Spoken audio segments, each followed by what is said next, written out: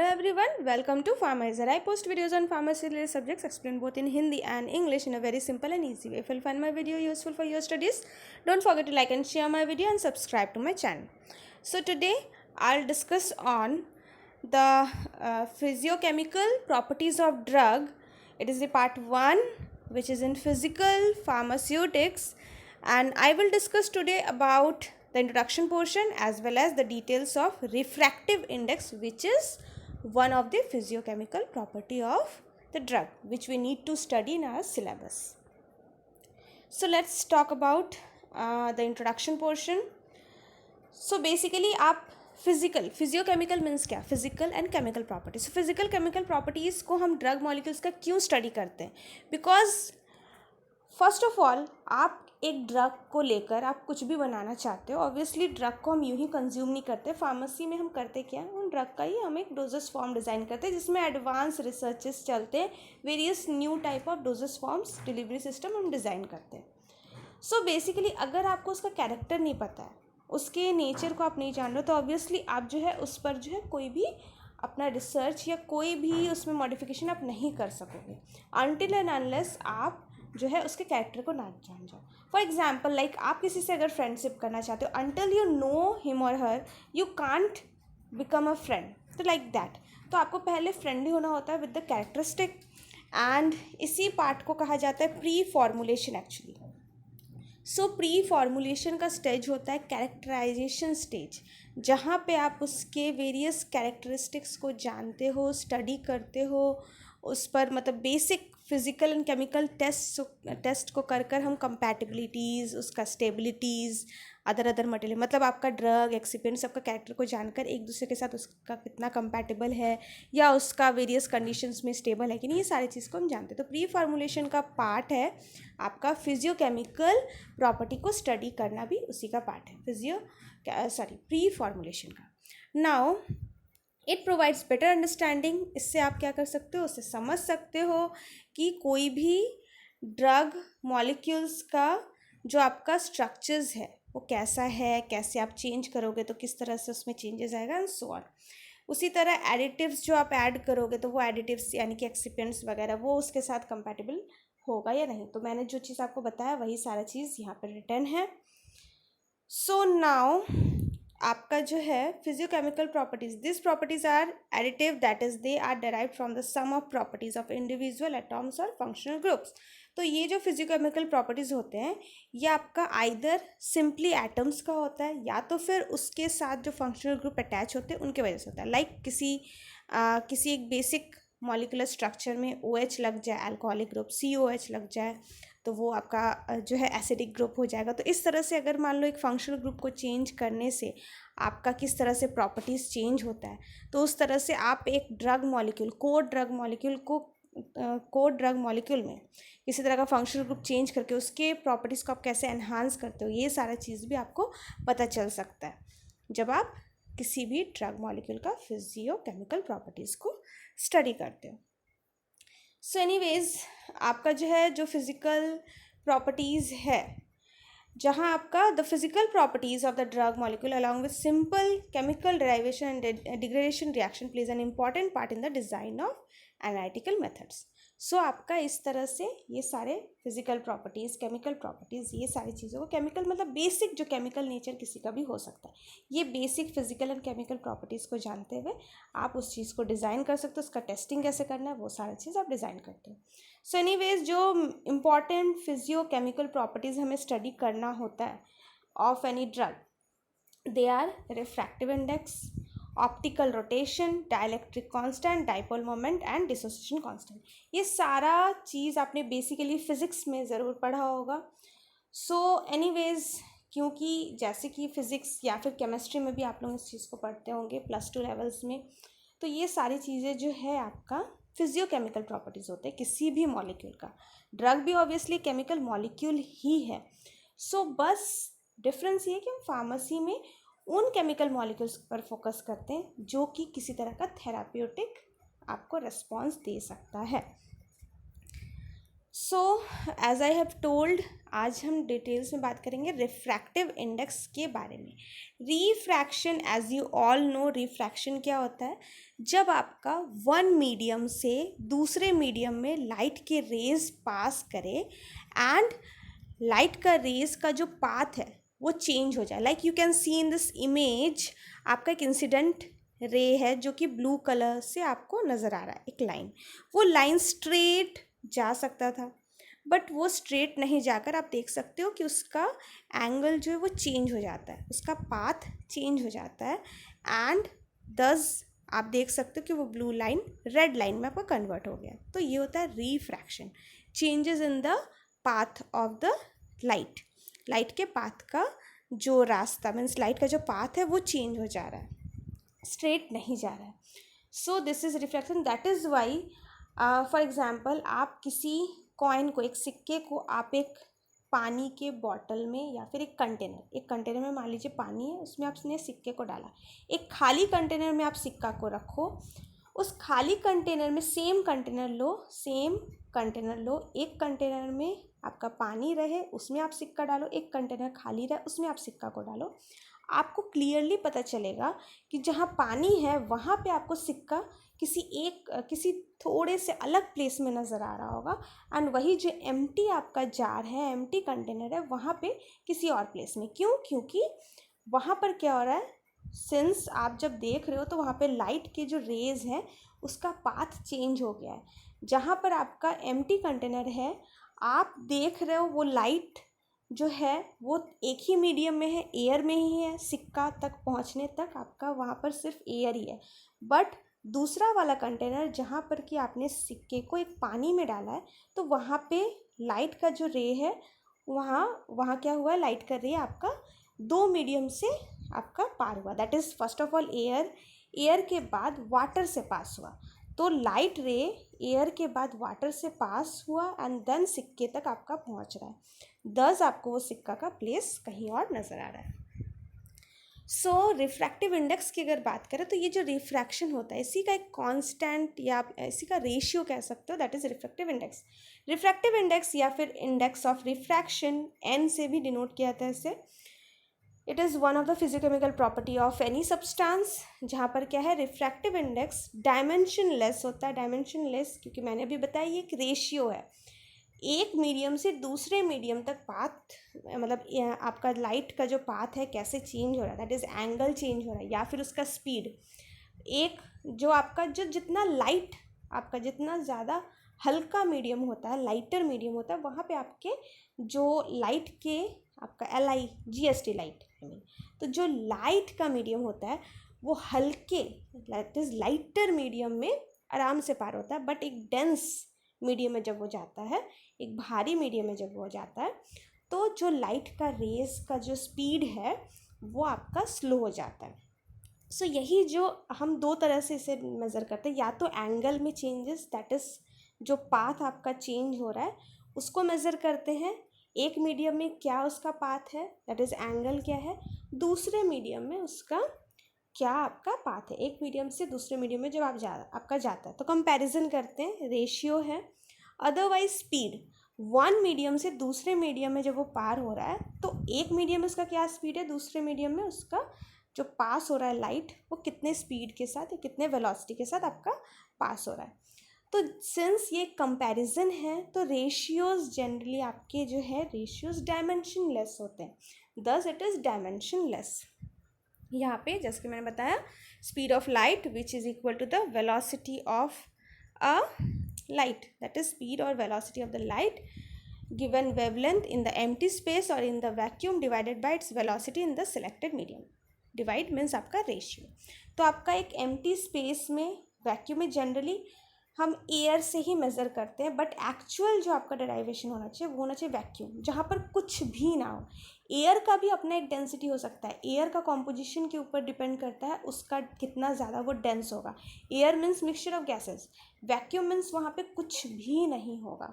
तो एक standard measurement जो होता है वो वैक्यूम के साथ आप कंपेयर करते हैं, दैट इज़ एम्प्टी स्पेस में जहाँ पर कुछ भी नहीं है, वैक्यूम है, वहाँ आपका वहाँ पे आपका लाइट का स्पीड क्या होगा वर्सेस आपका किसी भी मीडियम में अगर वो जा रहा है वहाँ उसका किस तरह का आपका स्पीड होगा। पर्टिकुलर वेवलेंथ आपको फिक्स रखना है। एक फिक्स्ड वेवलेंथ का लाइट एक मीडियम से दूसरे मीडियम में जाएगा तो कैसे आपका चेंजेस आएगा, या फिर वैक्यूम से किसी मीडियम में जा रहा तो कैसे उसका चेंजेस आता है।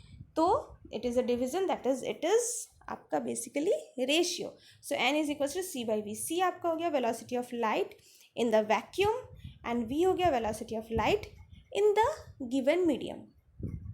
सो एक चीज़ जो है कांस्टेंट रखना, दैट इज़ वेवलेंथ आपको चेंज नहीं करनी। अलग अलग वेवलेंथ का फिर अलग अलग स्पीड रहता है, दैट इज़ वाई वेवलेंथ को आपको कांस्टेंट रखकर चलना है। Talking about the expression, that is basically इसे कैसे एक्सप्रेस कर रहे हैं, इक्वेशंस वगैरह कैसे आता है। So basically when the ray of light, जो आपका रे ऑफ लाइट है जब आपका पास करता है from air to liquid, as I told standard आपका क्या होता है, स्टैंडर्ड होता है वैक्यूम, बट जनरली हम एयर के साथ ही कंसिडर कर लेते हैं। सो जनरली जब आपका एयर से लिक्विड में जा रहा है उसका डायरेक्शन चेंज हो रहा है। ऑब्वियसली एक मीडियम कुछ भी है, एयर का अपना कॉम्पोजिशन है, लिक्विड जो भी आपका होगा उसका अपना कॉम्पोजिशन होगा। तो मॉलिक्यूल्स तो ऑब्वियसली आपका जो है उसे डेंस बना रहा है, डेंसिटी दोनों का अलग हो रहा है, एंड दस डायरेक्शन जो है लाइट का चेंज होता है। दिस चेंजेस इन डायरेक्शन का जो चेंजेस आ रहा है दैट इज़ रिफ्रैक्शन, मैंने आपको बताया। नाउ स्नेल्स लॉ ने इसको डिराइव किया है एंगल वाइज। जैसे कि मैंने बताया अभी स्पीड वाइज भी आपका होता है सी बाई वी, अभी मैंने बताया इसे एंगल वाइज भी आप ले सकते हो, जिसमें कि मेजरमेंट करने में आपको ईजी होता है इस रेशियो को मेज़र करना, because refractive index is a ratio. आप इसे स्पीड वाइज भी मेज़र कर सकते हो, अदरवाइज इस तरह एंगल। तो स्नेल्स लॉ ने इसे एंगल वाइज डिस्क्राइब किया, angle of incident, angle of refraction.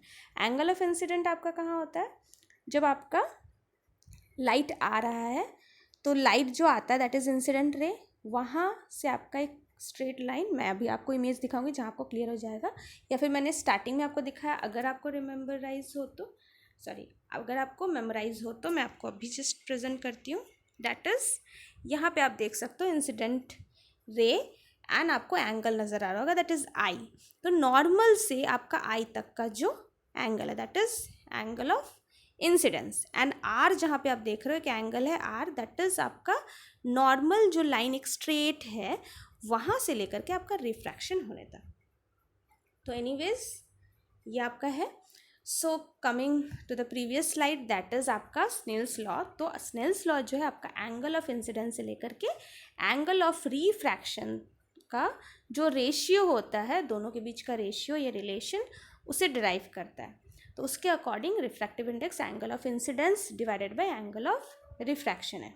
तो N is equals to sine I by sine are, sine I by sine theta के टर्म में इसका है। सो बेसिकली यहाँ पे sine I that is theta, जहाँ पे आपका साइन आई है, आई आपका हो गया angle of incidence, whereas R हो गया angle of refraction. Now the next slide, that is according to the wave theory of light. अब आपका वेव थ्योरी के according the ratio of sine angle that is sine theta of incidence and refraction is identical to the ratio of the velocities of light. क्यों हम ले सकते हैं, मतलब आपका जो है क्यों, अभी मैंने बताया कि इसे आप वेलोसिटी दैट इज स्पीड के टर्म में भी आप मेजर कर सकते हो, अदरवाइज साइन। तो आपका जो वेव थ्योरी है लाइट का, उस वेव थ्योरी के अकॉर्डिंग है आपका दिया हुआ है, दैट इज अगर आप साइन थीटा के टर्म में, not cos theta tan theta ये सारा चीज़ आप नहीं ले सकते, अगर साइन थीटा के टर्म में लेते हो दैट इज साइन थीटा में आपका angle, sign angle of incidence by sine angle of refraction अगर आप लेते हो, तो वहाँ पे आपका क्या होता है, वो जो साइन थीटा वाला वैल्यू होता है, लाइक साइन आई आपका एंगल ऑफ इंसिडेंस जो है उसका जो साइन टर्म है that is sign angle of incidence, वो आपका वेलोसिटी ऑफ इंसिडेंट रे के इक्वल होता है। उसी तरह आपका जो साइन एंगल ऑफ रिफ्रैक्शन है वो आपका रिफ्रैक्टिव लाइट का जो स्पीड है उसके ही इक्वल होता है, रिफ्रैक्टिव लाइट का स्पीड या रिफ्रैक्टिव लाइट का वेलोसिटी के इक्वल होता है। दस आप angle of incidence by angle of refraction का रेशियो ले लो that is sine I by sine r ले लो, या फिर आप सी बाई वी ले लो, दोनों का वैल्यूज़ जो है आपका जो रेशियो का वैल्यू आएगा वो इक्विवेलेंट आता है। Thus you can write n is equals to sin I by sin r, which will be equal to velocity of air by velocity velocity in the air, velocity of light in the air, that is divided by velocity of light in liquid. So now आपका when a ray of light passes from rare to denser, आपका rare मैंने बताया rare यानी कि हल्का light medium, less dense medium से जब आपका डेंसर मीडियम में, हाईली डेंस मीडियम में आपका जाता है, एक से दूसरे डेंसिटीज़ में जब चेंजेस आता है, तो the law of refraction is shown as, तो आपका फिर इसी चीज़ को आप लिख सकते हो sine I by sine are is equals to N2 by N1. Why यहाँ पे N2 बाई N1 आ रहा है? N मतलब मैंने अभी आपको बताया रिफ्रैक्टिव इंडेक्स. बेसिकली अब आप मान लो अगर एयर नहीं लेते हो, ठीक है, स्टैंडर्ड क्या है, वैक्यूम है. एयर भी चलिए आपका मेजरमेंट के लिए लेते हैं, बट एयर का भी अलग अलग जगह अलग अलग एयर के कॉम्पोजिशन होते हैं. अब अगर आप कोई भी दो मीडियम को लेते हो, सो आपको तब क्या करना होगा, जैसे फॉर एग्जांपल आप वाटर से इथेनॉल में लेकर जा रहे हो, या फिर मान लो इथेनॉल आपका लेस डेंस है, तो टॉकिंग अबाउट कि अगर मान लीजिए इथेनॉल से आप वाटर में पास करा रहे हो, ठीक है, सो वहाँ पे इथेनॉल में आपका सेपरेटली आप इथेनॉल का जो रिफ्रैक्टिव इंडेक्स है उससे आप लिखोगे n, उसका n पहले निकालोगे रिफ्रैक्टिव इंडेक्स, देन आपका सिंपली उसी तरह n वहाँ कहाँ से आएगा, दैट इज़ वैक्यूम से इथेनॉल का जो भी रिफ्रैक्टिव इंडेक्स नॉर्मली आ सकता है उस वैल्यू को आप पुट करोगे, एंड जो N1 आपका मान लीजिए वाटर है, तो फिर उसी तरह सेम प्रोसेस में जब आपका वैक्यूम से वाटर में जाता है तो वहाँ रिफ्रैक्टिव इंडेक्स क्या आता है, तो दोनों का सेपरेट रिफ्रैक्टिव इंडेक्स आपको मिल सकता है. सो आपका मान लीजिए N2 आप इथेनॉल के लिए ले रहे हो, या फिर फॉर एग्जांपल आपका N1 इथेनॉल का रिफ्रैक्टिव इंडेक्स हो गया, N2 आपका वाटर हो गया. N1 लेस डेंस वाले का इथेनॉल का, N2 ज़्यादा डेंस वाला दैट इज़ वाटर का. सो इस तरह से आप कोई भी मीडियम, अगर कोई भी डेंस से कोई भी रेयर से डेंस मीडियम के बीच में आप रिफ्रैक्टिव इंडेक्स को कंपेयर करना चाहते हो, तो आप सिंपली इस तरह से sine I by sine R किस लिए, आपका नॉर्मली जैसे इथेनॉल एक फेज़ है, इथेनॉल के नीचे आपका वाटर है, आप वहाँ एयर को नहीं देखोगे, सिर्फ इथेनॉल से वाटर में पास करते हुए आपका angle of incidence and angle of reflectance क्या था, उस चीज़ को आप जो है sine I and sine R के वैल्यू में पुट करोगे, and then N2 and N1 separately दोनों मीडियम का अपना अपना नॉर्मल रिफ्रैक्टिव इंडेक्स क्या है उसे आप पुट करोगे. तो ये आपका होता है. नाउ जहाँ पर आपका N1 index of refraction, that is refractive index of rare medium that is less dense medium, for example जैसे इथेनॉल, एंड N2 आपका रिफ्रैक्टिव इंडेक्स हो गया डेंस मीडियम का. मतलब यहाँ पर आप किसी भी, अगर एयर नहीं है कोई और है, तो इस तरह से इस टर्म में आप जो है उसको एक्सप्रेस कर सकते हो. Not talking about the angle of incidence can never be greater than 90 degree. 90 degree आपका जो एंगल ऑफ इंसिडेंस एंगल है, ठीक है, वो कभी 90 डिग्री से ज़्यादा नहीं हो सकता. अगर 90 डिग्री से ज़्यादा आपका एंगल ऑफ इंसिडेंट हो जाता है तो वहाँ पे आपका वो रिफ्लेक्शन हो जाता है, देन वो रिफ्रैक्शन नहीं होता है, जस्ट चेंज इन पाथ नहीं, वो कम्प्लीटली रिफ्लेक्ट बैक होता है, मतलब लाइट का कंप्लीट रिफ्लेक्शन हो जाता है अगर वहाँ इंसिडेंट एंगल 90 डिग्री से ज़्यादा अगर आपका होता है तो. सो कभी भी आपका एंगल ऑफ इंसिडेंट 90 डिग्री से ज़्यादा नहीं होना चाहिए, एंड एग्जैक्टली जहाँ आपका 90 डिग्री होता है तो आपका साइन 90 का वैल्यू क्योंकि 1 है, तो आपका जो इक्वेशन मैंने बताया that is sine I by sine are is equals to N2 by N1 था, बट साइन आई क्योंकि 1 हो गया, साइन आई 1 होने का मतलब होता है 1 by sine are, sine I by sine r क्या कन्वर्ट हो जाता है 1 by sine r, and 1 by sine are is equals to N1 by N2. इसी को आप इन्वर्स कर लो, that is numerator and denominator को अगर आप चेंज कर लो तो आपका हो जाता है साइन आर, आपका डिनोमिनेटर से न्यूमरेटर में चला गया, तो आपका इधर भी N2 बाई N1 हो गया, तो sine are is equals to आपका ये हो गया N1 बाई N2, तो sine are is equals to N1 by N2 हो जाता है, मतलब वही आपका इन्वर्स हो गया.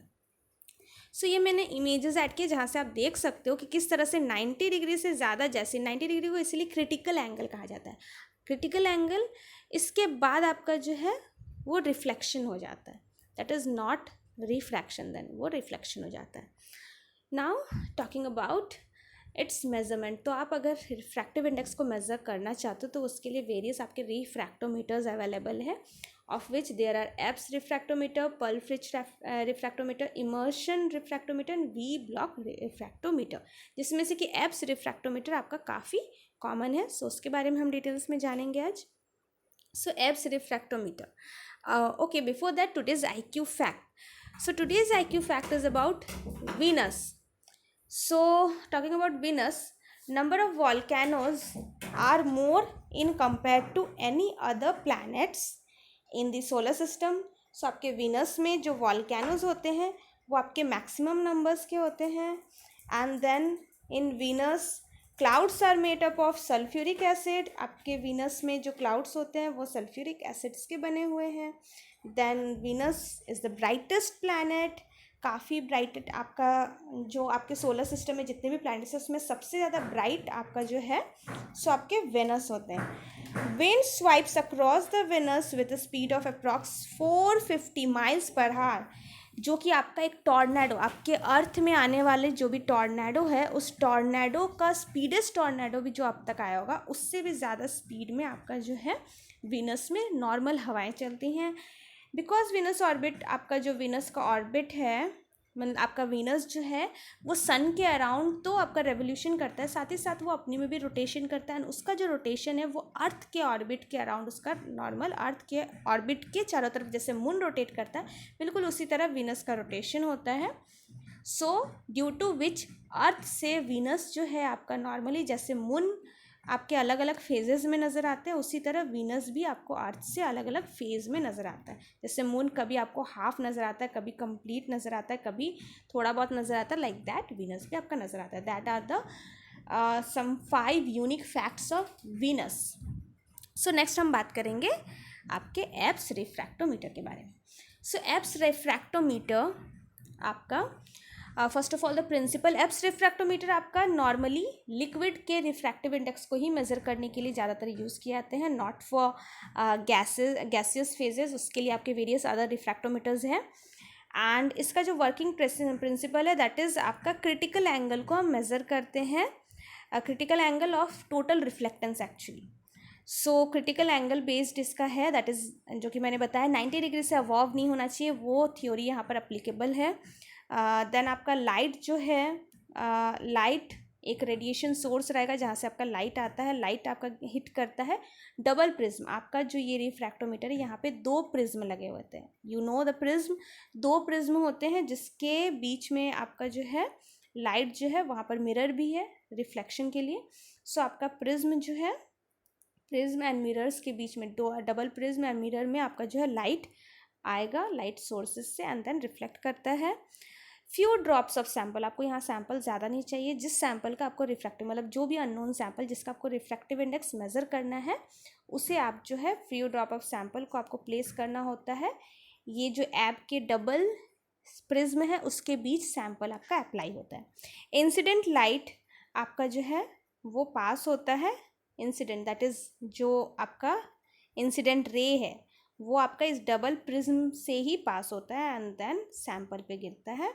डबल प्रिज्म से पास होकर सैम्पल से आपका पास होते हुए देन आपका जो है उसका मेजरमेंट होता है। एंड यहाँ पर आपको ध्यान ये देना होता है आपका कभी भी वो पास नहीं होगा अगर आपका ये जो इंसिडेंट का एंगल है वो अगर आपका लेस देन आपका इंटरफेस पर लेस देन क्रिटिकल एंगल हो तभी, मतलब क्रिटिकल एंगल से कम होना चाहिए, not more than critical angle, क्योंकि उसके बाद वो रिफ्लेक्शन हो जाएगा। आपको रिफ्रैक्शन देखना है। माइक्रोस्कोप या फिर टेलीस्कोप भी आप कह सकते हो, वो आपका है एक मिरर है, इसके द्वारा आप जो है जनरली लाइट और डार्क के बीच का एक बाउंड्री लाइन को आप देखते हो, ऑब्जर्व करते हो थ्रू माइक्रोस्कोप। आपका टेलीस्कोप या माइक्रोस्कोप जो भी आपका फिक्स्ड है, थ्रू दैट आपको बाउंड्री लाइन देखना होता है लाइट एंड शैडो के बीच का, जिससे कि आपका मेजरमेंट होता है रिफ्रैक्टिव इंडेक्स का। सो आप एक इमेज देख सकते हो यहाँ पर, ना टॉकिंग अबाउट कि आपका किस तरह से यहाँ पर आपका काम करता है। सो वर्किंग प्रिंसिपल में क्या है, सैम्पल जो है वो आपका एक थिन लेयर में, दैट इज अप्रॉक्स आपका 0.1 mm जितना पतला सा थिन लेयर आपको अप्लाई करना होता है दो प्रिज्म के बीच में। आप देख सकते हो यहाँ पर दो प्रिज्म आपको नजर आ रहे होंगे टॉप एंड बॉटम में। वन आपका मेजरिंग एंड देन आपका इल्यूमिनेटिंग प्रिज्म है, इल्यूमिनेटिंग प्रिज्म जहाँ से जस्ट आपका लाइट पास करके सैंपल पे गिरेगा। जो इल्यूमिनेटिंग प्रिज्म है दैट इज़ उसका जो सरफेस है वो रफ है, आपको नज़र आ सकता है। दैट इज़ लोअर प्रिज्म, वो आपका सरफेस जो है वो रफ है। उसके बीच में आपका सैंपल जो है वो अप्लाइड होता है दोनों प्रिज्म के बीच में।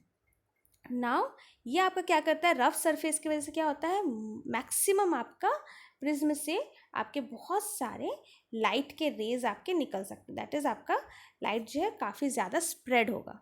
फॉर दैट पर्पस आप वहाँ पे एक इमेज आपने देखा होगा, दैट इज साइड में जो आपका लाइट एंड डार्क बैकग्राउंड के बीच में एक boundary create, that is shadow boundary जो आप मेजर करते हो। नाउ आपका लाइट सोर्स जो है वो आपका सोडियम लैंप से आता है। सोडियम लैंप आपका इल्यूमिनेटिंग प्रिज्म में पहले गिरता है, जो कि आप इमेज में देखे होंगे। Here I can see again, I am showing you. आपका लाइट सोर्स है जहाँ से आपका क्या हो रहा है, that is sodium lamp mostly use किया जाता है, जहाँ से आपका इल्यूमिनेटिंग प्रिज्म से लाइट पास होता है। देन सैंपल में आप देख सकते हो कि डेविएट हो रहा है, एक पतला सा लाइन आपको सिंगल लाइन जो कि लाइन को दिखा रहा है आपका लाइट रेस कैसे पार हो रहा है, वहाँ से डेविएशन होगा एंड देन फिर वो सेकेंड प्रिज्म में जाएगा। वहाँ से क्योंकि अलग अलग आपके फेजेस आ रहे हैं तो रिफ्रैक्शन थोड़ा बहुत होता जाएगा। रिफ्रैक्शन होगा, सैंपल में गिरा तब रिफ्रैक्शन हो, क्योंकि एक मीडियम से दूसरे मीडियम में गया, फिर सैंपल से जब प्रिज्म गया फिर अगेन आपका रिफ्रैक्शन हुआ। फाइनली उस प्रिज्म से निकलकर आपका टेलीस्कोप या फिर आपका माइक्रोस्कोप में नजर आएगा। शैडो बाउंड्री आपको दिख रहा है किस तरह से आपका शैडो बाउंड्री आपका फॉर्म हो रहा है टेलीस्कोप से, आप देख सकते हो इस तरह से जो सर्कल आपको साइड में दिख रहा है उस तरह से आपको टेलीस्कोप में नजर आएगा। सो बेसिकली आपका लाइट जो है वो पास होता है एंड उस रफ सरफेस में पास होने की वजह से इनफाइनाइट नंबर ऑफ रेज जो है वो आपके सैंपल में गिरता है अलग अलग एंगल से। तो आपको बेटर वे में आप रिफ्रैक्टिव इंडेक्स को मेज़र कर सकते हो। तो द रेडिएशन जो आपका रिफ्रैक्ट होता है सैंपल के सरफेस में, वहाँ से रिफ्रैक्शन होने के बाद सैंपल के सरफेस में आपका एक बार रिफ्रैक्शन होगा अलग अलग, जैसे प्रिज्म से निकला सैंपल में गया रिफ्रैक्शन हुआ, सैंपल से फिर दूसरे वाले प्रिज्म में गया फिर अगेन रिफ्रैक्शन। तो दूसरा वाला जो दैट इज ऊपर वाला जो प्रिज्म है उसका स्मूथ सरफेस रहता है, वहाँ पे आपका गया, वहाँ से फिर लाइट आपका पास होकर टेलीस्कोप में जाएगा। रिफ्रैक्टिव इंडेक्स जो आपका सब्सटेंस का है वो आपका वेवलेंथ एक फिक्स आपको रखना है। नाउ लाइट जो है अगर आपका मोनोक्रोमैटिक नहीं रहा, मान लीजिए कि आपका रिफ्रैक्शन होने के बाद एक सिंगल बीम नहीं रहा, मोनोक्रोमैटिक मतलब सिंगल बीम होना चाहिए। अगर आपका वेरियस बीम्स आपका स्प्रेड है, बहुत ज़्यादा स्कैटर्ड लाइट है, तो वहाँ आपका क्या हो सकता है कि आपको जो ब्लैक एंड वाइट शेड दिखना चाहिए वो नहीं दिखकर आपको ब्लू रेड वेरियस आपको, क्योंकि प्रिज्म से आपका लाइट जो है अलग अलग रेंज में आ सकता है, वैसा नहीं आना चाहिए एक्चुअली। तो आपको ब्लू या रेड तक के बीच में बहुत सारे बाउंड्रीज आपको ब्लर बाउंड्रीज नजर आएंगे, जिससे आपका मेजरमेंट जो है वो डैमेज हो सकता है, दैट इज़ इनएक्यूरेट मेजरमेंट आ सकता है। देयरफॉर ये ना हो उसके लिए आपने देखा होगा इमेज में तो वहाँ पर MPC प्रिज्म लगे हुए रहते हैं। Let me show you all MPC prism जो आपका लगा हुआ रहता है इमेजेस में, उसे आपको लेना होता है, जो कि आपका एडजस्ट करता है लाइट को मोनोक्रोमैटिक बनाने के लिए।